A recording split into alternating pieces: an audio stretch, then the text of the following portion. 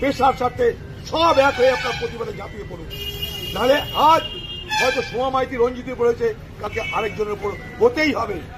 আমি একটা কথা বলবো, আপনাদের একটা প্রফেশন, রোজগার করছেন সংবাদ জগতের কাজ করে, আপনারা চুরি বাটপাড়ি করে রোজগার করছেন না, মাথার ঘাম পায়ে ফেলে সকালে খেয়ে বেরোচ্ছেন, কখন ফিরবেন জানেন না, রোদ বৃষ্টি ঝড় জল আপনারা জানেন না, আপনাদের জীবনে কোনো বিশ্রাম নেই।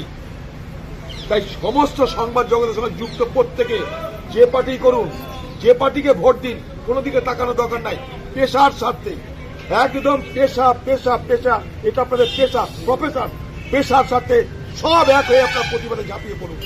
নাহলে আজ হয়তো সোমা মাইতি রঞ্জিতে পড়েছে, কালকে আরেকজনের উপর হতেই হবে। কারণ এই ঘটনা যদি প্রশ্রয় দেওয়া হয়, তাহলে এই সমস্ত অপরাধীরা এ বাংলায় আরো দৌরাত্ম্য করার, আরো হামলা করার তারা অধিকার পাবে। একটা মেয়েকে প্রকাশ্য রাস্তায় পুলিশের সামনে যদি প্রকাশ্য দিবালোকে যদি মধ্যযুগীয় কায়দায় অত্যাচার করতে পারে, সে মেয়েটা কথা বলতে পারছে না, চুলের মুঠি ধরে টানতে টানতে নিয়ে যাচ্ছে। কোন সমাজে বাস করছি আমরা? কিসের সমাজ এটা? আমার ঘরে তো মা বোন আছে, আমার ঘরে তো মেয়ে আছে, তাদের জন্য তাদের উপরে হলে কি মেনে নিতাম আমরা? তাদের আরেকজনের উপর হলে মানবো কেন আমরা? কি হচ্ছে এগুলো? এখানকার মুখ্যমন্ত্রী বলে, পরামর্শ দেয়, ভিড় হলে তোমরা যেও না, ফাঁকায় ফাঁকায় ঘুরে বেড়াও, ভিড় কোথাও যাওয়া যাবে না।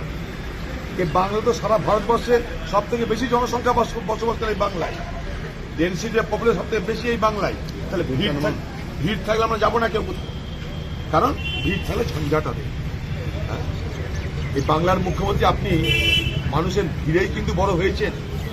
সেদিন যখন সংবাদ মাধ্যম আপনার ছবি তুলত, যখন আপনার নেতৃত্বে কলকাতার বুকে 13টা যুবক ছেলে গুলি খেয়ে মারা গেল, সেদিনও থোবরাটা দেখে আপনি ছবিটা তুলেছিলেন।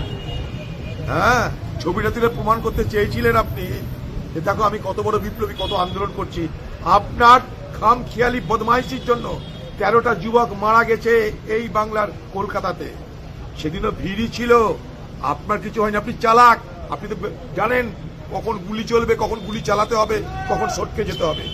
সেদিকে যখন যুবকরা গুলি খাচ্ছে, আপনি সটকে গেলেন, ফুটে গেলেন ওখান থেকে।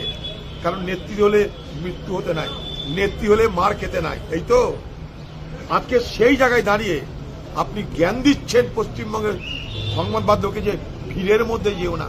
এই পৃথিবীতে যেখানে ভিড়, যেখানে সন্ত্রাস, যেখানে অন্যায়, যেখানে অত্যাচার, খবর নিতে যায় তারা পার্টি করতে যায় না, খবর নিতে যায়। সে খবর নেওয়ার অধিকারকে সুরক্ষিত করবার ব্যবস্থা সংবিধান দিয়েছে।